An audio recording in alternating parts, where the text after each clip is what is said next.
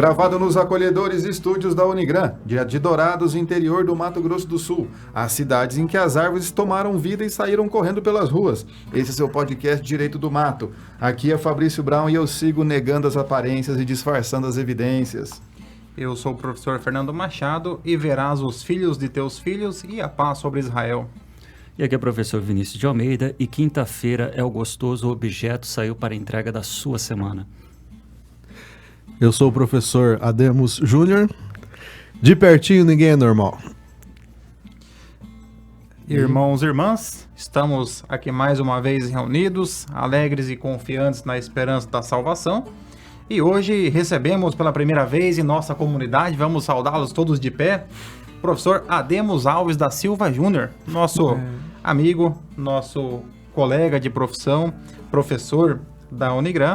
Professor Ademos, que é graduado em Direito, especialista em Direito, mestre em Direito Processual, atualmente cursa o doutorado, então é um doutorando em Direito, e veio aqui hoje nos honrar com a sua visita para falar um pouco sobre questões que envolvem a pessoa autista e implicações jurídicas relacionadas a plano de saúde, deveres do Estado e a proteção integral da pessoa autista. Professor Ademos, seja bem-vindo ao nosso podcast Direito do Mato. Bem-vindo. Muito obrigado, professor Fernando, Fabrício, Vinícius. Uma honra, uma satisfação estar aqui. Agradeço o convite. Estou ao lado de amigos queridos, né? E estava adiando a vinda aqui, né? Mas o assunto... São muitos compromissos profissionais, né? Eu sei. E aí, para conciliar a agenda é um pouco difícil, né? Mas o assunto é muito importante. Estamos no mês de conscientização, então estou aqui para bater um papo sobre o assunto com vocês e sinto-me honrado de estar aqui com essas autoridades. Onde é que elas estão que eu queria saber também agora? Vai chegar mais alguém aí aqui para trás agora? Vocês estão procurando? Professor Fernando, professor Fabrício, professor Vinícius, estão aqui as autoridades. Muito obrigado. E aproveitando o ensejo, convidamos a todos vocês, nossos queridos ouvintes e telespectadores, a nos acompanhar em todas as nossas redes sociais e interagir conosco, trazendo assim mais movimentação e compartilhando também os nossos conteúdos com a família, com os amigos, com os inimigos também, por que não? Se você gosta, manda para os amigos, se você não gostou, manda para o seu inimigo, tá? Mas não deixe de divulgar o nosso trabalho. Segue a gente lá também em todas as redes de streaming, Spotify, Deezer, Google Podcast, YouTube e também no Rumble. Somos o primeiro e o único podcast jurídico nessa maravilhosa rede social que está começando aqui no Brasil. Você pode acompanhar o nosso trabalho por lá também.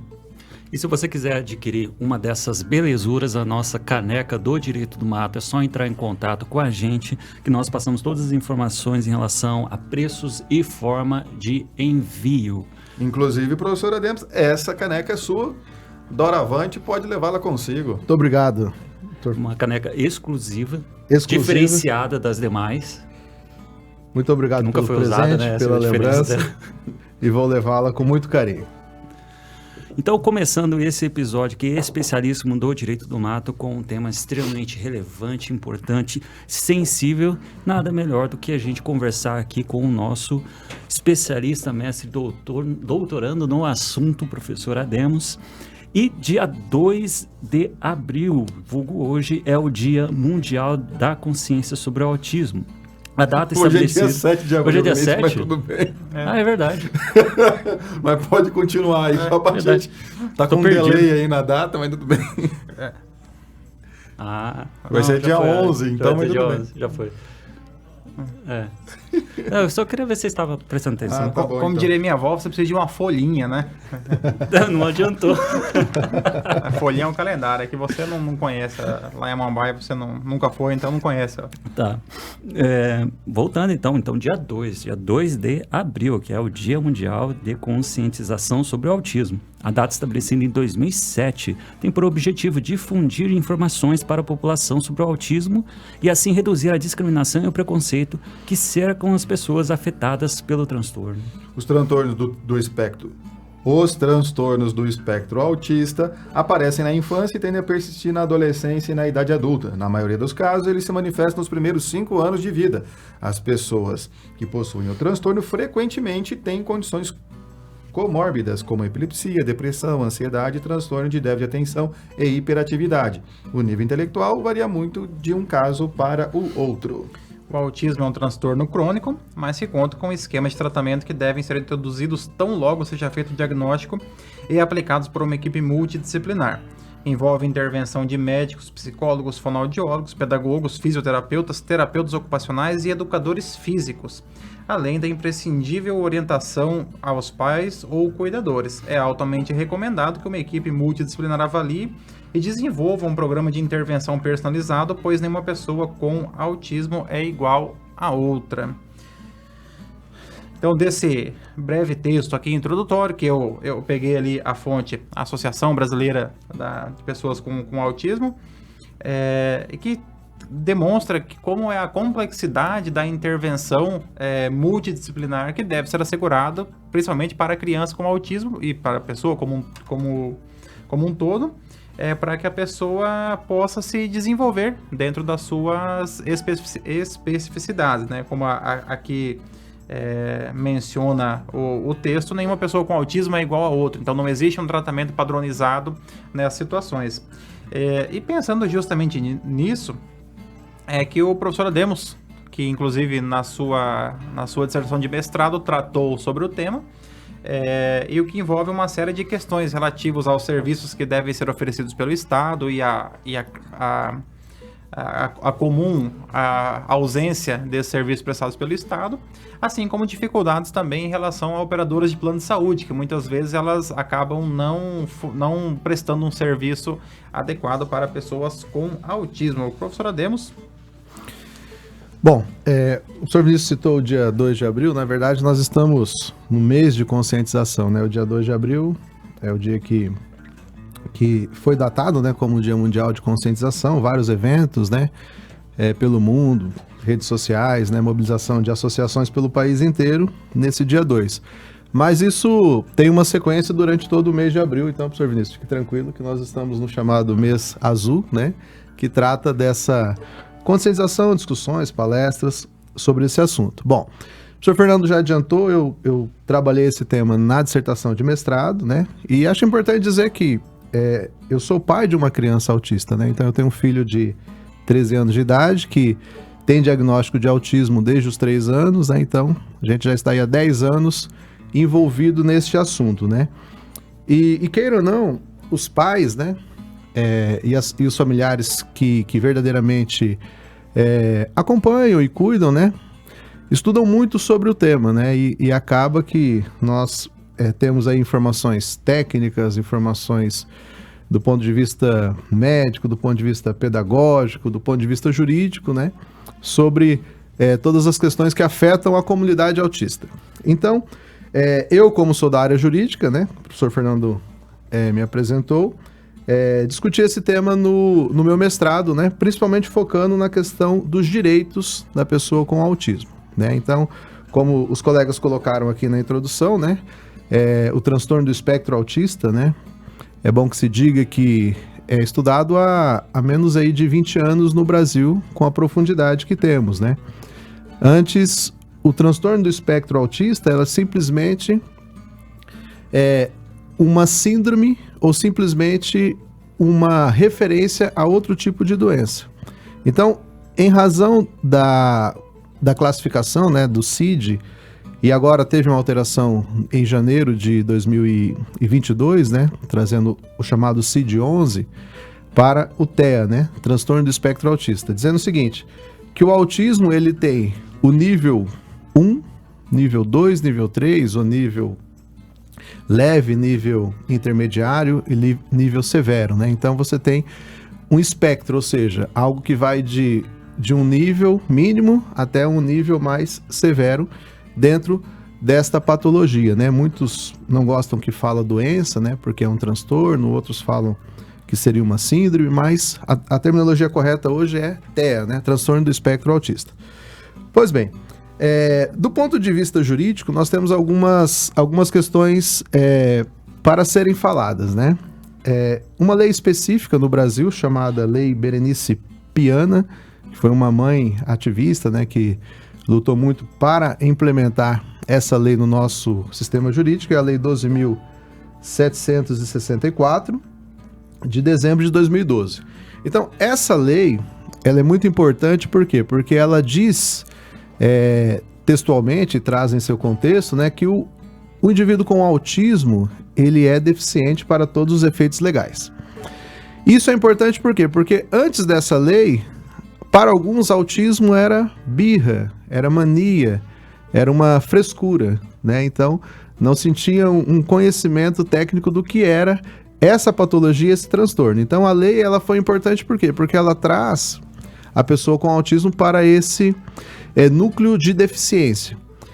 E o Estatuto da Pessoa com Deficiência, né, reitera isso e traz também essa condição para que a pessoa com autismo receba, obviamente, toda essa proteção que o nosso ordenamento traz.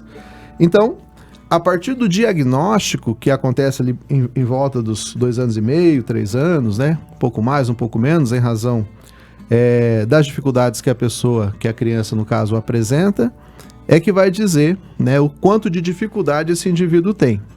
Então, de maneira em geral, as dificuldades estão relacionadas à comunicação, à socialização, né, à questão acadêmica, a questão também de flexibilização e convívio em sociedade, né? Você tem um leque, né, dentro do espectro, como o professor Fernando colocou, né, de pessoas que têm autismos e formas diferentes, né?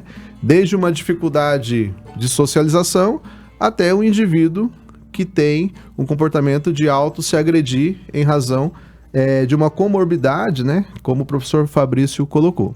Nesse ponto específico, interrompendo aqui o professor Ademos, essa conceituação do autismo como deficiência para todos os efeitos tem uma implicação muito importante na concessão do benefício de pressão continuada do LOAS. Por quê? Porque para a concessão desse benefício é feita avaliação social e é feita uma perícia médica para verificação da questão da deficiência. Aí a deficiência ela tem um conceito mais aberto, porque a deficiência avalia o conjunto de barreiras e impedimentos de longo prazo que a pessoa tem em determinado contexto. E assim, então o conceito de deficiência, dependendo do impedimento que a pessoa tem, ele é variável e ele pode mudar de análise de perito para perito. E há uma dificuldade muito grande justamente nos peritos de reconhecer algumas questões, sobretudo com relação a doenças de saúde mental. Então, assim, há uma dificuldade dos peritos médicos, há uma questão que envolve isso. Então, assim, se o autismo ele não tiver essa previsão, cada perito teria que avaliar dentro do espectro autista se há uma deficiência ou não que causa o impedimento, por exemplo, da pessoa exercer uma atividade remunerada. E deixaria um critério, então, discricionário. Então, nesse ponto, a legislação é importante nesse reflexo previdenciário, porque ela já elimina a discussão. Foi diagnosticado o autismo, a pessoa é considerada deficiente para fins de concessão de benefício previdenciário. Exatamente. E é importante também por quê? Porque dentro desse leque que se tem do espectro, né, você vai ter o autista leve, o autista moderado, o autista severo, ou em nível 1, em nível 2, em nível 3, enfim, a partir da dificuldade que ele tem. E antes da lei específica, né, tinha-se essa dificuldade e normalmente procurava-se atrelar uma outra deficiência ou alguma outra comorbidade. Sendo que, sim, na maioria dos casos o autista ele vem acompanhado de uma outra comorbidade ou não. Ele pode simplesmente ter o transtorno do espectro autista e a legislação o considera deficiente, né, para fins de proteção. Então essa é um ganho bastante importante aí da lei Berenice Piana. Eu achei bem interessante você comentou, professor Ademos, que é uma coisa que de fato é relativamente nova a ser trabalhado aqui, pelo que eu entendi, tanto na área da saúde como também na área jurídica. E aí, dentro dessa lei, o que mais ela consegue trazer de novidade, ela apresenta? A lei Berenice Piana, ela traz esse aspecto, né, de considerar um indivíduo autista deficiente, e ela traz essa proteção no âmbito do mercado de trabalho, no âmbito previdenciário, né? No âmbito educacional, que é uma questão bastante relevante. Por quê? Porque a lei expressamente diz que o indivíduo com autismo ele tem direito a um professor especialista para acompanhá-lo, ou seja, um professor apoio, né? Então, nós entramos aqui numa dificuldade no campo acadêmico, né? Pedagógico, acadêmico, né? Então, as crianças que são matriculadas já com diagnóstico, por lei, elas têm direito a um professor com especialização em autismo, ou pelo menos com alguma especialização nesse aspecto, para acompanhá-lo. Então, vai ter o professor regente, e ao lado dessa criança com autismo, desse adolescente com autismo, vai ter um professor para apoiá-lo. A rede pública, ela oferece isso, né? Obviamente que em algumas situações é preciso judicializar, é preciso questionar. E na rede particular, normalmente, a rede particular ela tende a não oferecer esse professor apoio por questão de custo. E aí é bom que se diga que é proibido, né, cobrar qualquer adicional em relação ao professor apoio na rede privada ou particular, mas em que em algumas situações e circunstâncias os pais, né, têm que levar isso, fazer uma reclamação formal ou mesmo até ingressar no judiciário, né? Então, a lei é importante também nesse aspecto, né? No aspecto de saúde, né, de tratamento adequado, tanto na rede privada quanto na rede pública, no aspecto educacional, na questão do mercado de trabalho, e também foca muito na questão do tratamento específico, né, para o autismo. Depois eu não sei se vocês querem saber alguma coisa sobre isso também. É interessante também nessa questão educacional, que nos últimos anos, nos últimos 20 anos, por exemplo, houve uma mudança muito grande no entendimento no atendimento da educação especial. Saindo daquela ideia de uma segregação para que as crianças com deficiência tivessem salas especiais, ou escolas especiais, ou horários especiais, e buscando justamente a integração delas no convívio escolar regular, assegurado sempre o atendimento educacional especializado, né? Esse profissional, então, que é capacitado para... é um profissional que, para cada tipo de deficiência, ele vai ter uma abordagem diferente no atendimento do aluno. A sociedade passou a acolher as pessoas com deficiência. O próprio Código Civil de 1916 tinha como relativa absolutamente capaz o surdo-mudo. Então houve os loucos de todos os gêneros, mas isso é do começo do século passado, né? Então houve uma mudança dentro da sociedade, uma mudança também dentro da legislação. Hoje você tem professores que sabem Libras, né? Intérpretes de Libras para surdo-mudo. Você tem a questão do acolhimento das pessoas com síndrome de Down, da integração ali. E também, um pouco mais tardio, a questão da pessoa com transtorno do espectro autista. O espectro pega a mina aqui a legislação, nesse ponto, ela é contraditória. Por exemplo, nos cursos de licenciatura é obrigatório o ensino de Libras. Nos cursos de bacharelado é obrigatório que seja oferecido como optativa. E aí, bacharelado nenhum oferece Então, assim, é obrigatório que tenha como optativa. Então, você pega o projeto pedagógico de um curso de bacharelado, tem lá optativa. Mas, raramente, os cursos acabam oferecendo essa disciplina. Na Unigran aqui é oferecido porque ela tem na grade do SEAD, né? Então, você pode fazer ela à distância, né? A disciplina de Libras. De Libras, entendi.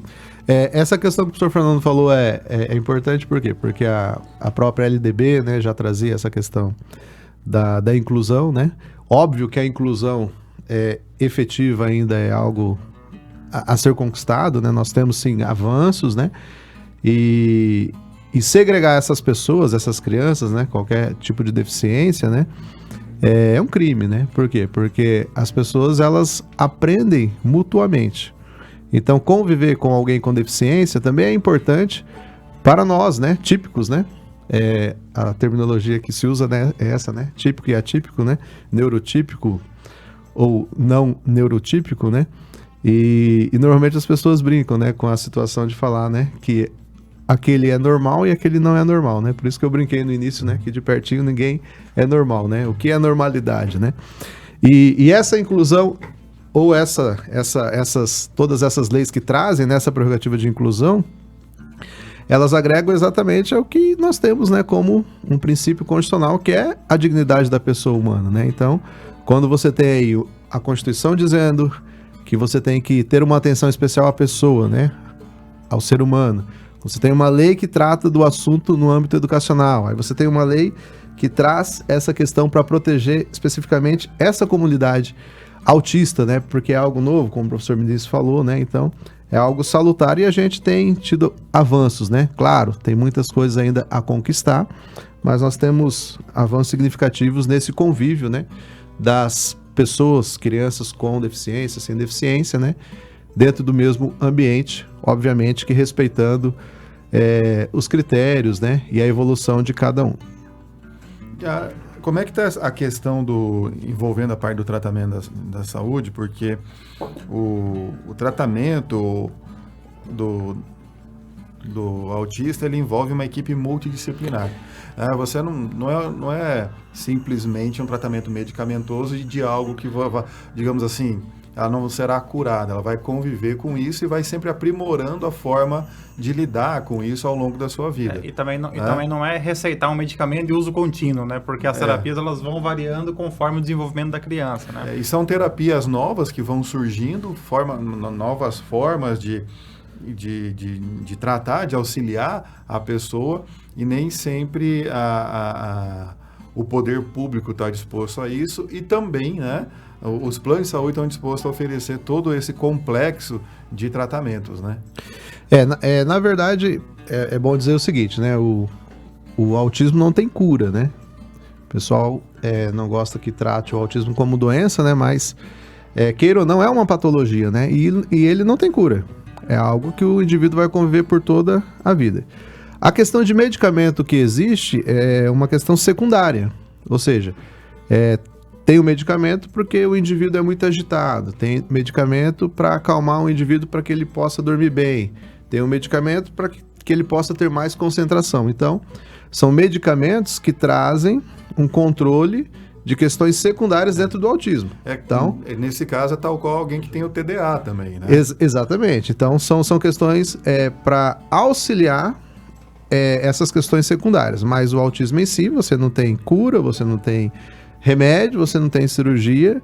O que se tem verdadeiramente hoje provado, né, cientificamente, são o tratamento, né, através de terapias comportamentais, né? Então existe uma sigla chamada ABA, né, que tem origem norte-americana, né, que significa análise do comportamento aplicado, ou seja, você vai ter que aplicar terapias comportamentais para que esse indivíduo tenha um desenvolvimento, uma melhor qualidade de vida, e isso verdadeiramente funciona para o indivíduo com autismo. E essas terapias, elas são variadas, né? Feitas por psicólogos, terapeutas ocupacionais, fonoaudiólogos, né? Psicopedagogos, educadores físicos, ou seja, é o que se chama de um tratamento multidisciplinar. A própria ecoterapia, né, tem sido utilizada. Isso, né, também, o contato né? Com animais, a né? questão da ecoterapia, tem alguns que fazem cão-terapia, né? Então você, na verdade, tem um leque de terapias associadas à chamada análise do comportamento, que dentro da psicologia você tem várias vertentes, né? Dentre elas, a análise do comportamento aplicado ou a questão cognitiva, né? Que você vai trazer esse amparo mais para essa questão do autismo. Bom, na rede pública isso é muito difícil, né? Por quê? Porque é um tratamento custoso, que envolve vários profissionais, e que esses profissionais, além de entender do assunto geral de cada uma de suas áreas, eles têm que estudar a questão comportamental do autista, que é muito singular, né? Outras deficiências, você tem características comuns, e a grande maioria dos deficientes tem aquelas mesmas características. No autismo funciona assim, você tem características gerais, mas você tem características muito específicas de cada um.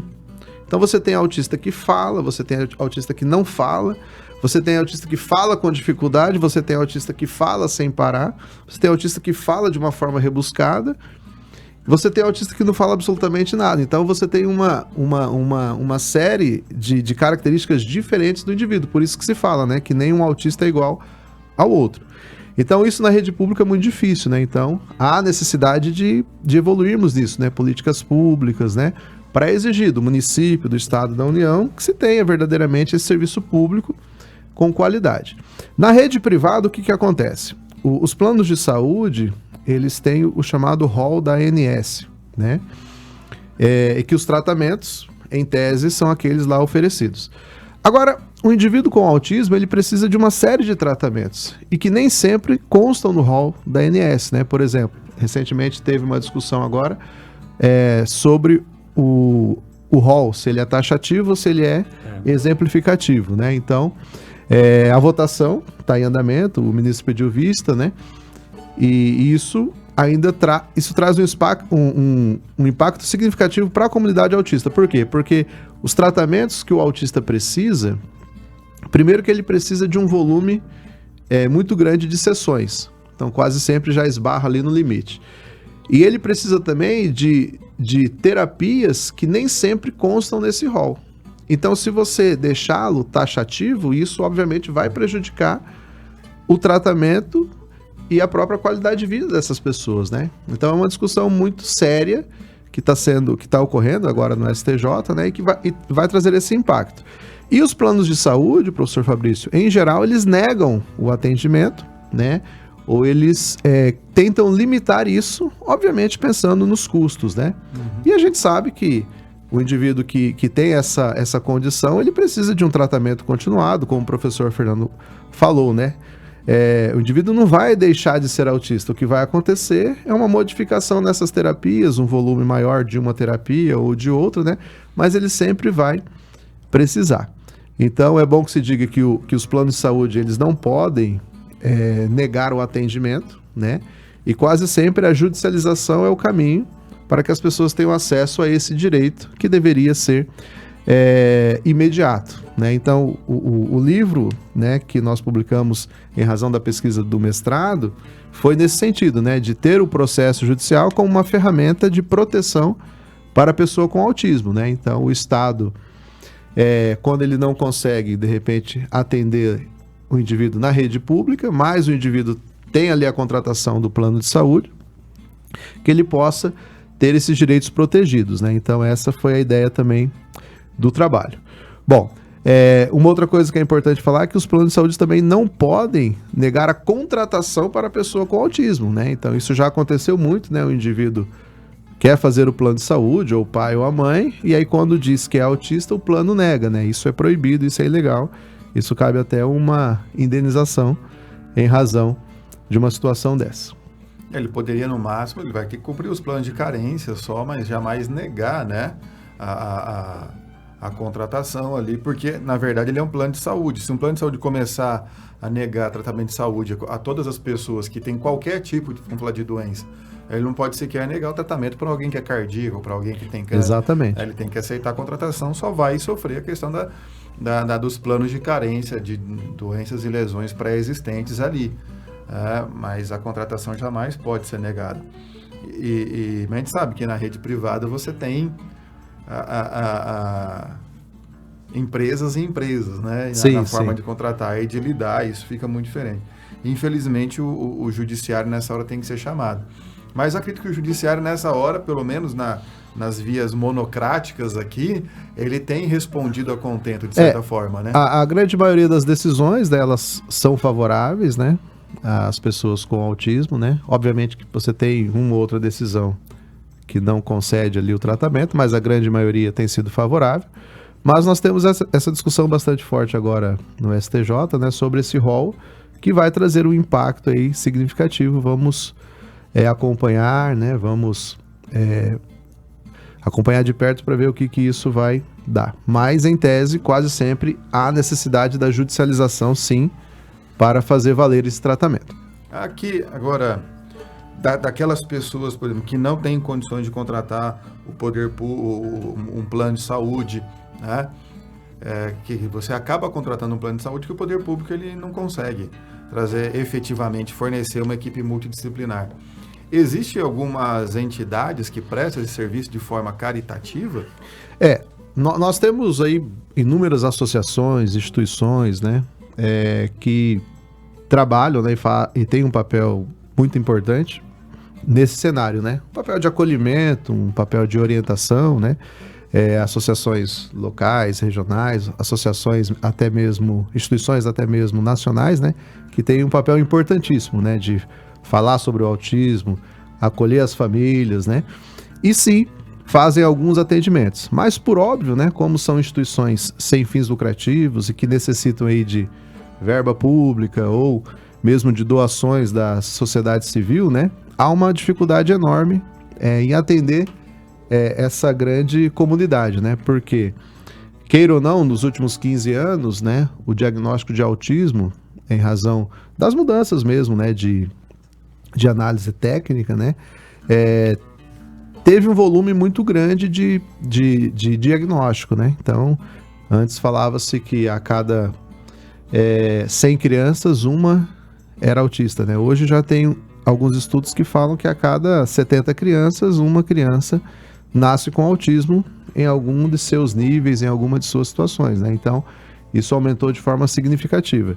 Então, é claro que essas instituições, elas não conseguem também, né, fazer todo esse trabalho, mas sim fazem um trabalho significativo. E aí, novamente, né, a gente precisa conscientizar a sociedade, a população, para políticas públicas também, para esse aspecto, né? Para que essas instituições recebam aí um olhar mais atento do poder público, né? Até mesmo investimentos. A sociedade também, de certa forma, pode participar disso, né? Mas além do poder público, Fabrício, né? Respondendo de forma mais direta, sim, existe um auxílio muito importante, né? Não é o tratamento principal, mas sim temos tratamentos ali que são importantes também para os autistas. Desculpa. Não, eu acho interessante o meio de conscientização, porque é claro que nós somos pessoas privilegiadas que a gente tem acesso ao conhecimento, estuda, vai atrás, corre, né? Mas tem pessoas que não têm esse acesso. E até pais, às vezes, de crianças que são autistas, mas só acham que o filho tem um problema de fala. Não, Exato. Mais tarde ele vai começar a falar, né? Eu tive um primo que começou a falar mais velho e tudo. E quando começa a conscientizar, vai vendo, né? Que pode ser um autista, né? Não que seja, mas pode ser, e pode levar essa criança para fazer o diagnóstico, né? Para encontrar daí com o diagnóstico tratamentos, né? Que pode auxiliar no desenvolvimento. Às vezes os pais que não têm informação, né, não buscam o tratamento justamente por essa desinformação como um todo. É importante ter a informação, ter o diagnóstico e saber qual é o nível, né, de acometimento do transtorno no indivíduo, né? Como você falou, Fabrício. Na literatura fala-se assim, né? O indivíduo ele tem traços autísticos, né? Então talvez ele não se enquadra no diagnóstico, mas ele tem ali alguns traços, né? Aquela pessoa mais tímida, mais retraída, né? Com dificuldade de comunicação, né? Então ele tem traço. Agora, efetivamente saber se ele é ou não autista, né? É através de uma análise, né? Dessa equipe multidisciplinar, né? Que tem o médico, né? Como eixo central, mas que tem todas essas outras pessoas, né? Então, professores, psicopedagogos, terapeuta ocupacional, fonoaudiólogo, psicólogo, são profissionais importantíssimos nesse chamado atendimento multidisciplinar e também nessa análise, né, para fins de diagnóstico, né? Não é um diagnóstico fácil, não é um diagnóstico simples e que exige, obviamente, a participação de todas essas pessoas. E claro, né, precisa também ter essa conscientização dos pais, né? Por quê? Porque há uma negação no primeiro momento, né? Eu mesmo tive essa negação, né? É natural que o indivíduo tenha essa negação e aí depois desse momento de negação, desse momento que a gente chama de luto, né? Aí sim é importante procurar ajuda, procurar os profissionais adequados. sobre o seu livro, professor Ademos. Qual é o título do livro? Ó, o título do livro ele ficou um pouco mais curto, né? Em razão da questão publicitária, né? Então ele ficou assim, ó, o processo judicial e a proteção dos direitos dos autistas. Ele tem um foco muito mais no contrato de plano de saúde, mas ele também traz ali uma abordagem sobre o que é o autismo, né? Como que ele funciona, suas características, né? Traz a questão da legislação, né? O Estatuto da Pessoa com Deficiência, a Lei Berenice Piana, a questão do nosso Código Civil, do nosso ordenamento jurídico, e traz a discussão que é o foco, né? Na judicialização aí, principalmente contra os planos de saúde. Mas hoje é possível já pensar também, de repente, até na judicialização contra o próprio poder público, né? Que deixa de oferecer esse tratamento adequado no âmbito municipal, no âmbito estadual e até mesmo no âmbito federal, né? Então, até para isso o livro ele traz um aspecto também para esse tipo de discussão. Para adquirir o seu livro, o interessado pode entrar em contato pelo Instagram. Pode entrar em contato. Paulo vai colocar ali o Instagram do professor Ademos Júnior, né? Isso. @AdemosJúnior. Na editora Spessotto também está à disposição, né? E nós temos aqui na Unigran alguns exemplares ainda. Alguns exemplares da primeira edição. Perfeito. Chegamos então ao final de mais um episódio. Gostaria aqui de agradecer a Unigran, que nos permite utilizar esse espaço com todo o aparato técnico para gravar o nosso podcast semanal Direito do Mato, o melhor podcast jurídico do país. Agradecemos também ao Paulo, que comanda ali todo esse setor aqui com o pessoal da edição, do roteiro, da fotografia, todos os profissionais que trabalham aqui nesse estúdio. Eu sei que vocês não veem, mas aqui nós temos 45 pessoas trabalhando nesse momento. E agradecemos especialmente ao professor Ademos, hoje aqui conosco. Já fica o convite para que o professor Ademos volte em outro momento. Eu sei que é difícil achar um assunto porque o professor Ademos dá aula de direito empresarial. Aí você achar, falando qual sobre problema falência, que ele tem com empresarial? Ele sempre critica, né, Fabrício? Sobre falência fica complicado, mas quem sabe um dia, né, a gente fala sobre direito empresarial aqui no podcast, mas brincadeiras à parte, professor Ademos, é uma honra para nós recebê-lo aqui em nosso podcast. Bom, eu, na verdade, estou entre amigos, né? Eu sinto-me honrado mesmo de ter sido convidado, e principalmente para falar desse assunto que me toca bastante, né? Faz parte da minha vida. Eu tenho um filho autista, estamos no mês da conscientização, e falar sobre isso é sempre importante, né? Então, falar sobre isso para amigos, Fernando, Fabrício, Vinícius, é muito mais interessante, né? Então, gostaria de agradecer a oportunidade. E vamos voltar aqui, Fernando, para falar sobre alguns assuntos de direito empresarial. Duplicata, nota promissora, né? De direito processual, né, Fabrício? Ele acha que do direito empresarial está isolado do mundo, né? Que não agrega a outros ramos do direito. Mas nós vamos voltar aqui, Fernando, para falar sobre isso. Me permita dar o crédito aqui. A professora Karine Cordazzo exigiu que desse o crédito a ela, porque a ideia de trazê-la aqui foi dela. Ela que disse, olha, nós estamos no mês de conscientização, então vocês têm a obrigação de convidar o professor Ademos para que ele participe. Então fica aqui o crédito, professora Karine Cordazzo, que foi quem deu a ideia para que nós trabalhássemos com esse assunto neste momento. Legal, obrigado para ela ouvir justamente essa parte, né? Eu vou falar para ela, eu falei, você vai ter que ouvir todo, né? No final tem o teu crédito. Obrigado, professora Karine, muito gentil da sua parte. Realmente é um tema muito importante aqui, que merecia uma fala com os nobres colegas aqui do Direito do Mato. E você, ouvinte, se você chegou até o final desse episódio maravilhoso, a gente espera que você já tenha deixado no nosso vídeo do YouTube um like, uma curtida, um comentário, ter acionado o sininho para notificações dos próximos episódios. Aproveita também e acompanha os nossos episódios passados em todas as redes de streaming. O nosso cardápio está lá disponível na nossa rede social, dá uma olhada lá no Instagram. É isso aí, típicos ou atípicos, tenham todos uma ótima semana, um grande abraço, sejam felizes. Um abraço, tchau, tchau.